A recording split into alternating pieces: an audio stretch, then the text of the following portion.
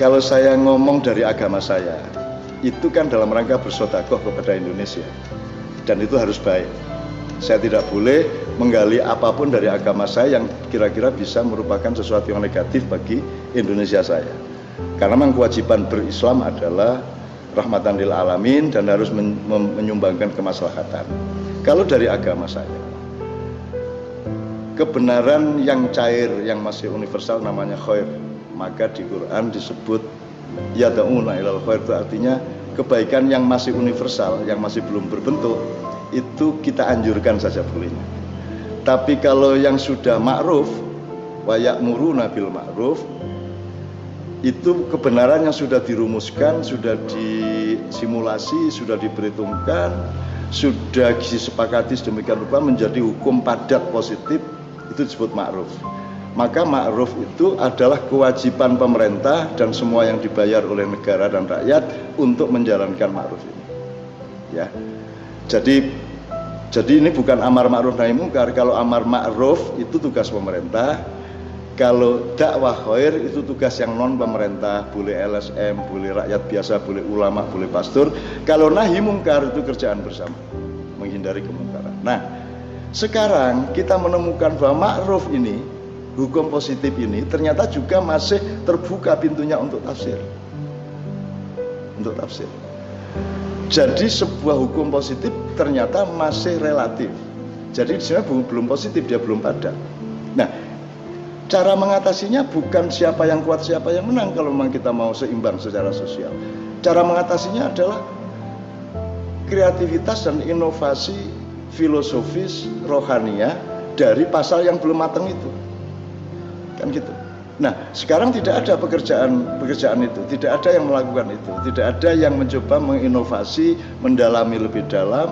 Dan kalaupun ada revisi undang-undang, kalaupun ada amandemen, seharusnya itu berangkat dari semangat untuk menciptakan keseimbangan nasional di masa kini dan masa depan, bukan untuk menggulkan kepentingan-kepentingan golongan-golongan tertentu.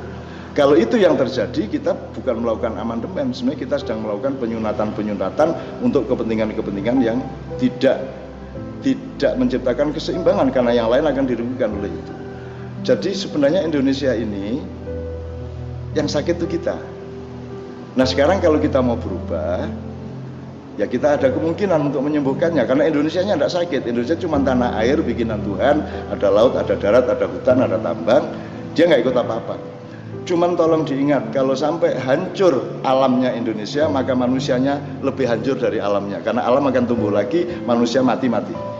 Nah, jadi khusus untuk hukum ma'ruf tadi, menurut saya harus ada begawan hukum, harus ada orang tua di wilayah hukum, harus ada filosof hukum, harus ada negarawan hukum, harus ada tugas tertentu di laboratorium atau di gua apa di Pasenggerahan untuk merekapitulasi seluruh masalah hukum di Indonesia.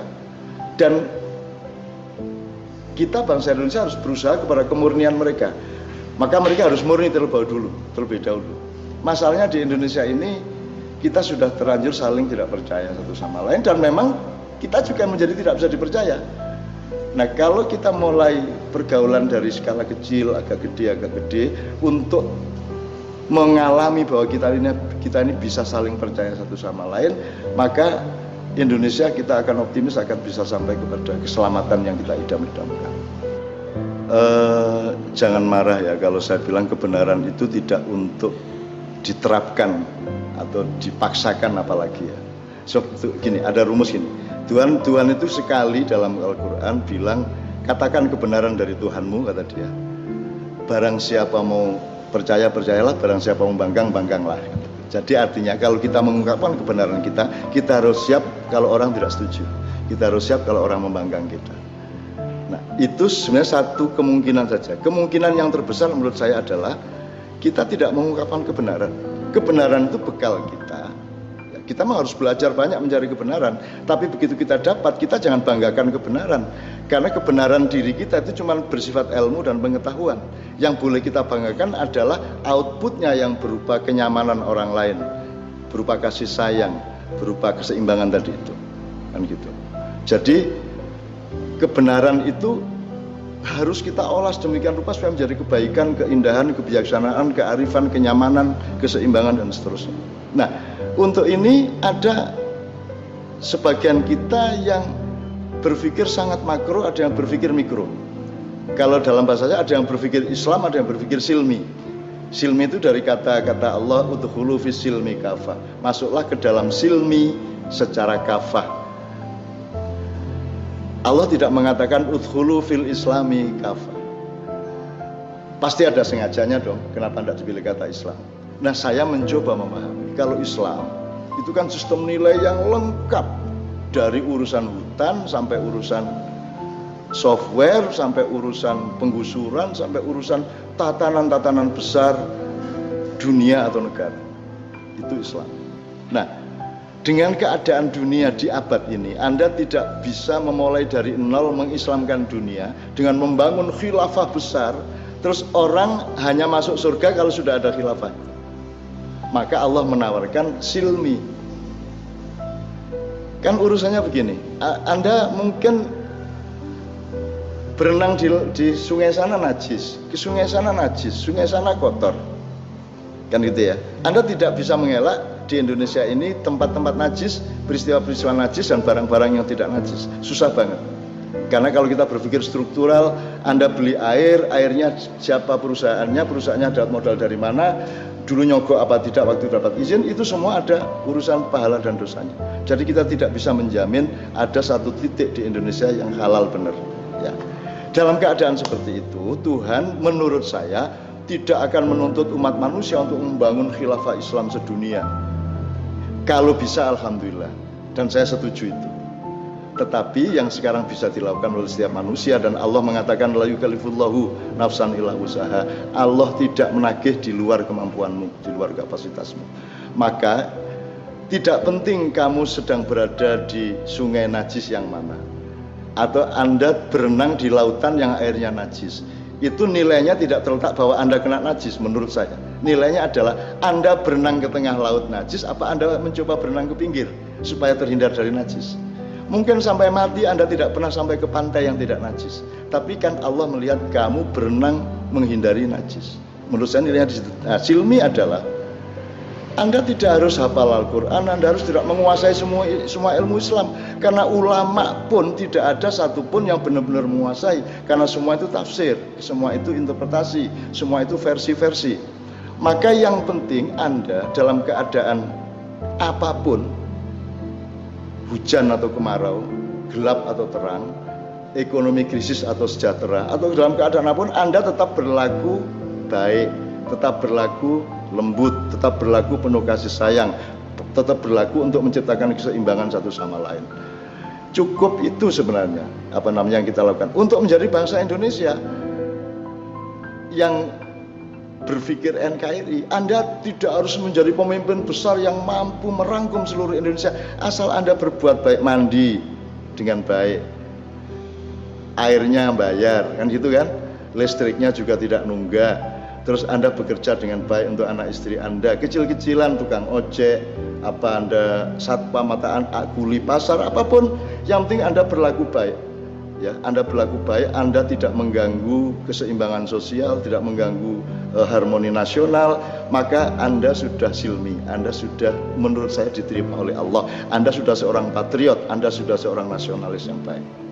Jadi kalau kita naik bis, itu rasa kita rasa bis, bukan rasa kol, bukan rasa kereta api. Jadi cara berpikirnya, cara berhitungnya ya bis.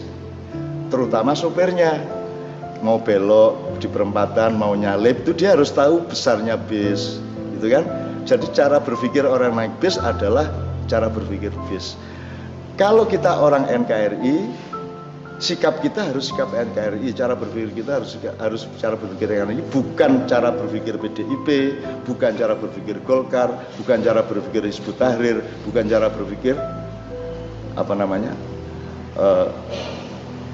Nasdem atau apapun. Cara berpikir kita harus NKRI.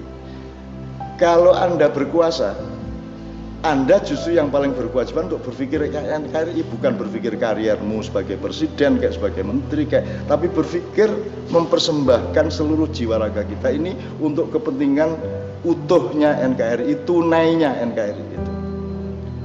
Saya kira itu salah satu kelemahan kita, karena kita berpikirnya tidak berpikir base, kita berpikir, wah kita menumpang bagian belakang, kita harusnya di depan dong.